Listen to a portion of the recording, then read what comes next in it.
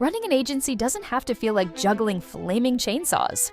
At Schmidt Consulting Group, we help you ditch the chaos, land more clients, and even enjoy running your business again.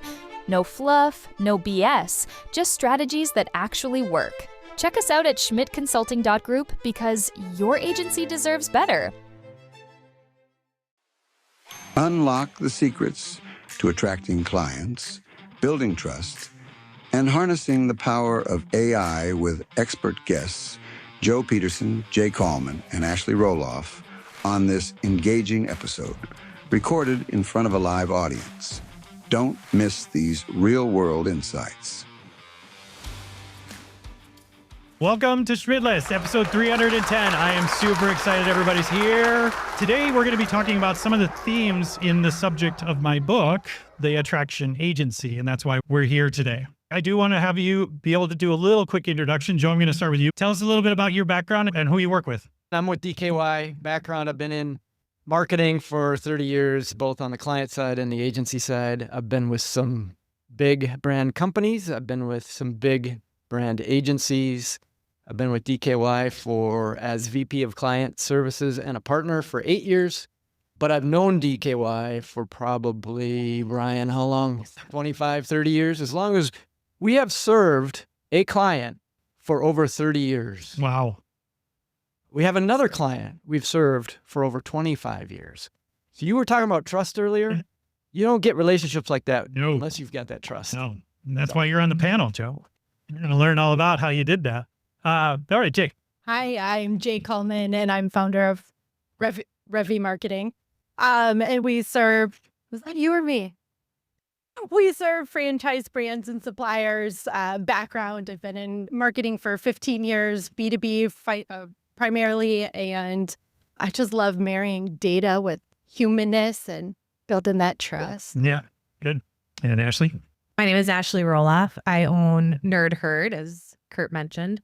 We do marketing consulting for the HVAC industry. So manufacturers reps, engineers.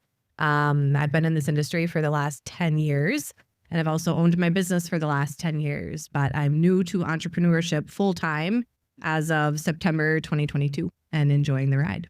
That's awesome. So now obviously the book is new. Most of you have not had a chance to read it, but the idea behind it really is about how to stop chasing after clients and start attracting them to you. So when I bring up that phrase, what first comes to mind to you, Joe? What does that make you think about? Yeah, I think in order for potential clients to come after me, I would have to, well, first of all, they need to know or be aware. And they would have to understand that I would bring a level of expertise to something, right? Expertise would be important. And then after that, so you know your subject matter, or you know your disciplines, or you know your industries, but then you've got to be able to execute and deliver, right? So the service side has to come in with that. And then, so you know your subject matter, you know your client's industry, and you have a reputation for delivery, and then you can be trusted. Yeah, I like that. Jay, how important is it to know your customers' background and the work that they do when it comes to building that trust? Oh my gosh, it's critical. I mean, if I don't know what you do, how am I going to best serve you? And it comes even back to the common principle of personas, right? And like, if I don't know who I'm talking to, I can't best serve you. And so I really need to understand what makes you tick and what are you motivated by? And how do I find that common ground and that connection to help build that trust? Yeah. Well, Ashley, I mean, can't I just go to their website and read their website or their LinkedIn page and then I understand their business, right? Most people don't post their pain points on their website. Right? They don't? And plus one to what Jay and Joe both said around understanding what keeps your customer up at night, right? Like that's the problem that we're all here to solve. And so once we understand that at an intimate level, not just, hey, the thing that's, happening at work, that's my biggest bottleneck, but how does the person you're working with, how do they get a raise at the end of the year, right? What motivates them? Understanding that level of intimacy helps you understand the core, the root problem.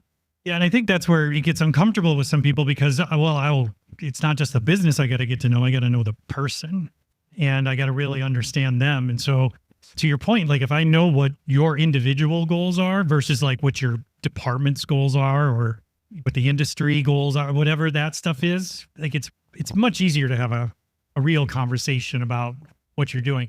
Because a show of hands, people who work in the services business here, how many times when a client shows up with a problem, that's the problem they actually have? Oh, why is everybody laughing? Why is that funny? Why is that, Joe? Yes, Joe. Why is that, Joe? Why do they not show up and just tell us what their problems are? They might not know them. Yeah. Or they might not understand them.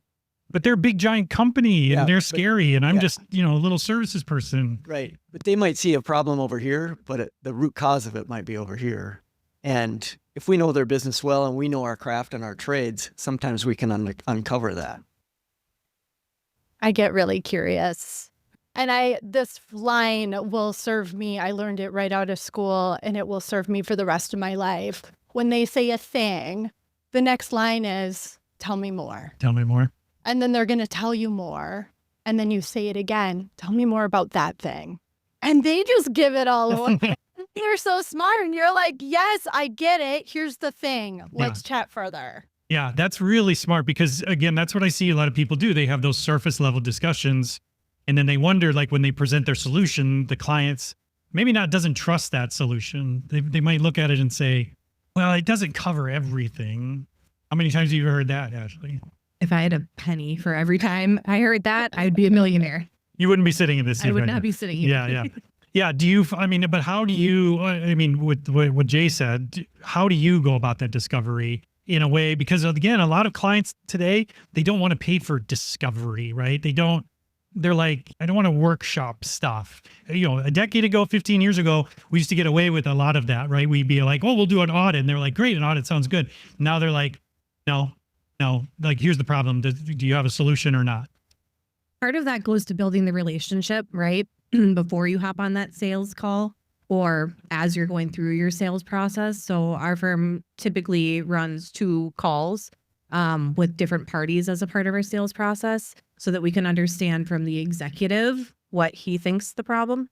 I'm going to say he because I work in a male-dominated industry, what he thinks the problem is. And then we often talk to the marketing team to hear what they think the problem is on separate calls.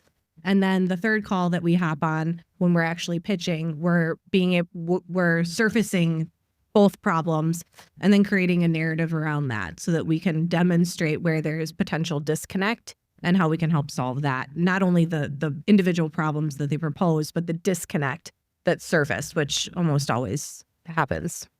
Yeah, I would say, with a lot of the businesses I work with consulting, a lot of the first engagement is I sit down, I interview them, learn about their business. And then I'm like, cool, hold it there. I'm going to go now and interview your customers. And then I go and I talk to their customers and I'm like, where could they use improvement? Where it's challenges, all this stuff.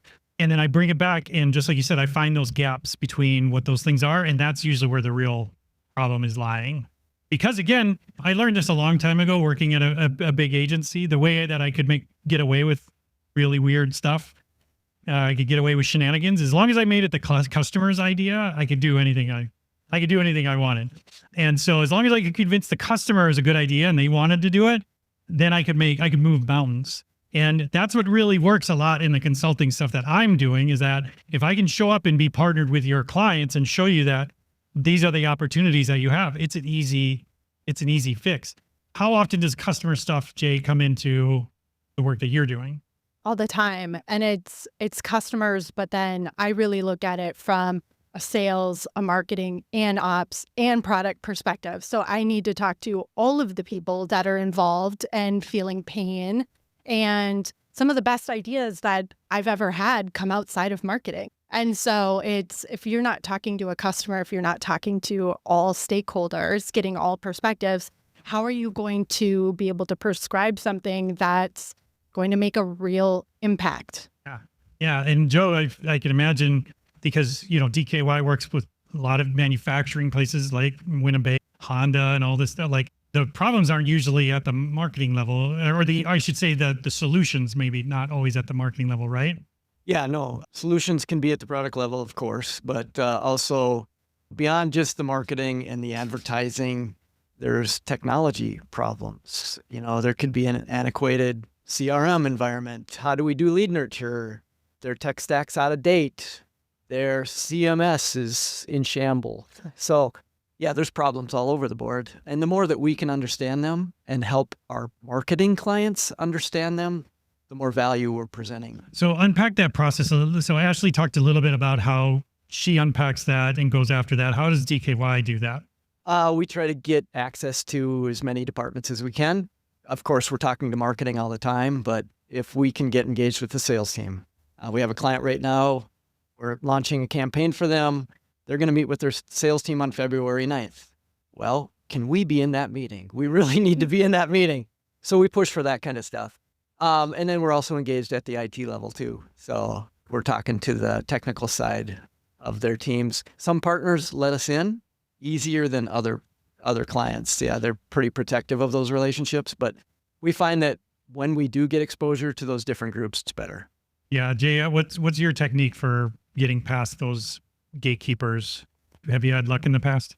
Typically, if they say no, it's a hard no, especially if it's like data sensitive. But what I come back to and reiterate is we need to build a foundation and anchor ourselves in the data if we have it, right? And so I try to convey the importance of that. And oftentimes people will say, okay, well, here's what we could do. Or, so you try to bridge that gap, but we need the access in some way, right? Yeah, right. If we want to leverage that. I think you got to be patient too, Yeah. right? Because it gets back to trust. Your marketing client, advertising client, if they're afraid you're going to do something wrong or step out of line, they won't let you in. But if you can be patient and you can demonstrate to them that you're going to handle it the right way. We just had a call on Tuesday with HANA's internal SAP department. You usually don't get through to that group, but we've been patient, we've earned their trust, and we got on that call. I love that. So Ashley, like you had mentioned, you work in a very male-dominated sector. I can't imagine ego plays a part in this issue that you deal Never. with. No. Is it? Yeah, I was going to say. I mean, is it sometimes a cultural issue that can block you from finding those solutions, just like how they work? Yes. How I see that most often is the businesses historically have ran in silos, right? Sales has a silo. They're kind of doing their own thing. Ops is doing their own thing. And marketing is ordering, catering, and planning events, right? Stuff that's really not truly marketing related. And so like Joe was illustrating, it's that handshake between the departments that needs to happen internally. And the only way as an outside consultant or an agency can address that is by building trust. And I see that illustrated most often when, marketing is wanting to get information from sales or from sales' customers. And sales is terrified that marketing is going to get on that call and make them look not in the best light. And that's going to reflect poorly on them for their customers, right? That they've built trust with. And so it's showing up with expertise and demonstrating that you know how to have those conversations. And that's really how you start to unlock some of those rooms. Yeah, it goes back to what I was saying earlier, where if you're somebody who is selling pricey work, and I'm not saying, everybody here deserves to get paid more. Don't get me wrong. All of you. You're all fantastic human beings. You're all underpaid and underappreciated. But the fact remains is that we have to let people know what our value is. And that value is not necessarily that number that goes in a proposal. And that's what a lot of people put too much emphasis on, right? They hem and haw over what is this proposal going to have? What's that number going to be at the bottom? Because that's going to be our value. And that is not what your value is.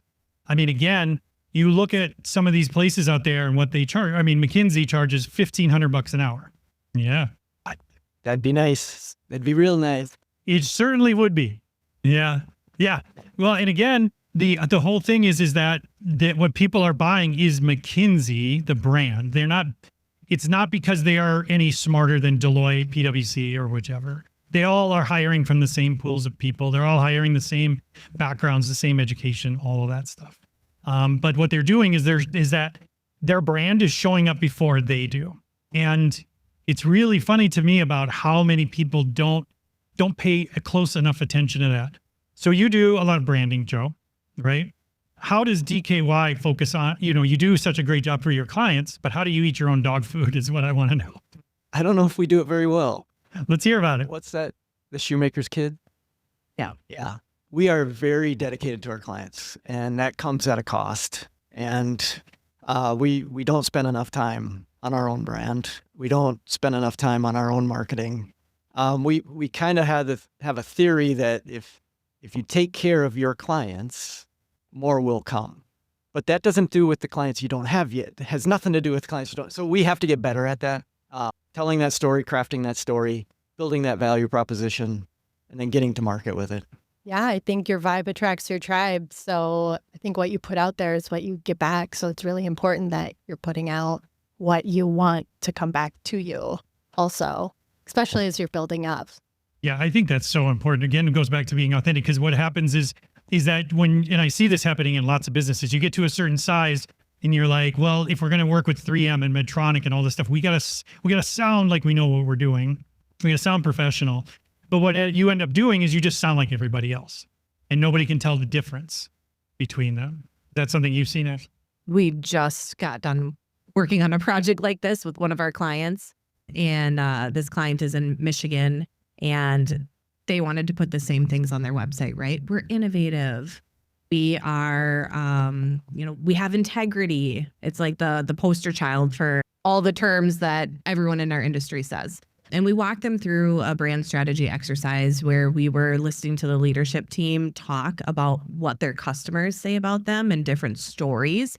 And so we got them to start telling stories about the work that they do. And through that, we were able to unearth some really interesting differentiators. And one of the ones that is coming to mind is no red tape, because they were competing with other larger conglomerates in the area that had some of that red tape and a lot of bureaucracy. That's right. And it was just interesting because at first they were like, ooh, we're not sure how no red tape sounds on our website. But after we walked them through how this is a differentiator and how their customers have already given them this feedback, and this is starting to attract their customers, they got it. And they were really excited to see it on their website. That's a great story. Yeah, again, like it goes back to, again, like in the work that I'm doing with a lot of agencies, 50% of the people I'm working with, they're just in their own way. They're just having a hard time prioritizing because there's so many options. And now AI has given us way too many options. Now we're stuck in these tools and we're spinning wheels and we're trying out things and, oh, that didn't sound exactly right. And all of a sudden you're like, wait a second, what time is it? Like yeah. AI is creating more work for a lot of us. It's not creating less work. My prediction is that AI is going to create more jobs. And I can get into a whole talk about that at some point. But mark my words, on Thursday, the 29th, 2026, Kurt said this. And if it doesn't come true, just forget. But I'm telling you, like, it's creating more work because it inherently is not a trust-based tool. It is just repeating back things that it has learned. Because again, like if I go into ChatGPT or whatever, and I'm like, hey, what should I be focused on right now? And it's like, well, you should focus on these 3 things. And you're like, yeah, I was thinking this thing. And they're like, that's a great idea. You should focus on that thing. And I'm like, really? Don't patronize me. No, I will absolutely not patronize you. Okay, so I was thinking about doing this thing. That is the best idea that anybody on the history of the planet has ever had. And I'm so happy to be working with you. And you're wondering, like, how is this helpful? It's not. It's cute for a little while, but then you actually have to get some work done and you get a little confused. Speaking of, I want to jump into a little bit of AI because Joe, I know that DKY has been doing a lot of AI experiment stuff. And since, it's 2026, we have to talk about AI here. Tell us about your AI journey. Well, Donnie Potter, who is with DKY, he's been at the forefront of our AI journey. It's been pretty expansive. We've been after it for maybe, 18 months with AI. We are building agents. We are leveraging AI at all levels of the agency. Obviously, the account service team, different than the creative, different than the tech side. But we use it a lot. We are human-led, but AI-enhanced.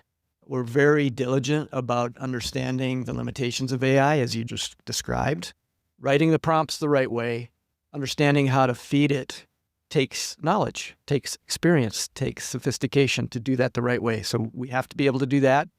And then understanding what comes out, right? And very seldomly do we just take AI for its word. We've got to recalibrate things when it comes out. But I will say this, it makes us faster. We can get there faster. So, Yeah. and we're building, so we've got a AI that we call Seth, which is a Navigate AI for research and customer segmentation, journey mapping profiles. We're working on 2 more agents here now. Well, Jay, not only are you doing it for clients, you're doing it for yourself too. You're going on this AI wonderland of a road. How's it been for you so far? What's working, what's not working for you? Well, I'm with you. ChatGPT is way too kind, right? So now my prompt is like, give it to me straight. What's the good, bad, and the ugly? And that seems to get a little bit better. But it's been an incredible tool for me to be able to build out in different client folders and different client cases to be able to help, like you're saying, significantly the work and distill information. I do it even, as I'm conducting interviews with customers, with internal team members. It just speeds it up so much. And I'm with you. It's a win. And I'm just starting to dive in. I want to talk to you a little bit more and see how you're using it. Yes, absolutely, because it's fascinating. Ashley, how about you? The work that you're doing, it's at this point, it's hard to do without AI touching it, right? We've gone down to a 4-day work week, seriously, because of AI. And we've put that into our company policy because full-time now starts at 35 hours rather than 40. Because we leverage AI and it helps create more work-life balance for my employees, most of which are moms, and the corporate world wasn't built for 2 working parents. And so it's just been really, really helpful from that standpoint. But we're doing all the things. We're doing the agents. We have 6 different AI tools that we're using. We all have AI on our emails that is helping us get through some of those admin tasks faster. And it's extremely helpful on the strategic side too, just to be able to think quickly, more quickly. But like Joe said, you have to verify the output. And part of being able to do that is understanding how to prompt engineer and also being the expert behind the keyboard. I agree with the statement that AI isn't replacing your job, but it's actually creating an opportunity for those who are smart and adaptable and are willing to kind of take it by the horns and progress in their roles. Yeah, again, you look at the technology curve that happened with cell phones, with GPS, with all these other things that were going to remove jobs and things. AI is following the same curve. It's going to create more opportunities and just very different things, right? In the early 1900s, 80% of Americans were farmers, and we did fine making the transition to 10% of the country as farmers, or less, 5%, 4%, or something like that's crazy. Okay, well, I could talk to you folks all night, but I do have one final question. I'll start with Joe. If you were to give this group some advice on what has worked for you in the past in order to... Following Kurt's advice. I'll give you the 20 later. Yeah, what's worked, let's something tactical. Like, what's something that's worked for you in the past that you found is kind of in your grab bag that you go to for attracting interest in the work you're doing? Question. I think the go-to for me always is hard work. Yeah. You got to out hustle. You got to outwork the competition. So Sure. that's been a mainstay for me. But I think for attracting, it's you got to know them. You got to do the work to understand who they are, what they're doing, and where they're at in the moment. And that's not easy, right? Because if you can demonstrate to them that you know some things, and if you can even surprise them that you know some things, that will help with that trust and getting that attention. Of that. How about you, Jay? I think of 2 different things. I think of know your values and be really clear on what those are. Yeah. And the second one, I think, is I love this saying. I mentioned it to somebody earlier today. It's what can you do that takes no talent? It's looking at your customers and understanding them. It is showing up on time. It is asking them about their day and how are you doing. It is a smile. It is just a random check-in email. Hey, I haven't talked to you in a while. Thought about you. You're a good part of my year. Yeah. Being a good person. I mean, I think it comes back to you. Yeah. I do. 100%. Yeah. How about you, Ashley? Something that's working really well for me right now is an AI tool that I've built out. It's my communication copilot, and I'm using this to write all of my LinkedIn posts while I'm doing my hair on the treadmill, holding my 2-year-old while she's taking a nap. And the results that it's created for me are really interesting. I put up a post this morning and actually used a transcript from a networking call that I had the previous day. And it was such a great call. I was talking with somebody who had 45 years of experience in the HVAC world. And so I took that transcript, put it into my AI tool, and was able to create 3 different social media posts. So if you follow me, you'll see the 2 that go out tomorrow that are also AI generated. But I've spent probably 30 hours creating this AI agent to be able to communicate in my authentic voice. And I've spent that extensive amount of time recalibrating it, tweaking it, using probably 10 different personality assessments to really craft my tone of voice and podcast recordings. And it resulted in 4 leads today. And that was not the intent of my post. Amazing. So, and very well qualified leads. So my message there is show up authentic, learn how to communicate in your natural tone of voice, because that's what attracts your ideal customers. Knowing your values, right? Being able to talk about that in the content that you're producing. It's just, I've made a shift over the last 3 months and have started showing up in a way that is ruthlessly authentic. Yeah. And I've gotten probably 10 different comments on my posts over the last 3 weeks. So it works. I love it. Yeah. Again, a lot of things that they're talking about, this is stuff that is in my book and I talk through, but there's one key unlock that I would add to what everybody here was saying is the easiest way to build trust is consistency. It's just being consistent. And that's what people struggle with the most, I find. Everybody's got great ideas. Now we got AI, we got all these things.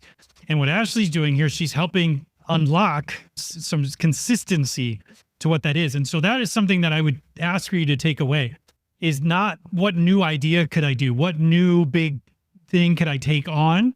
But how can I take something that is working or kind of working and just do it more consistently to see if it works? Again, this is episode 310. Thank you. Appreciate that.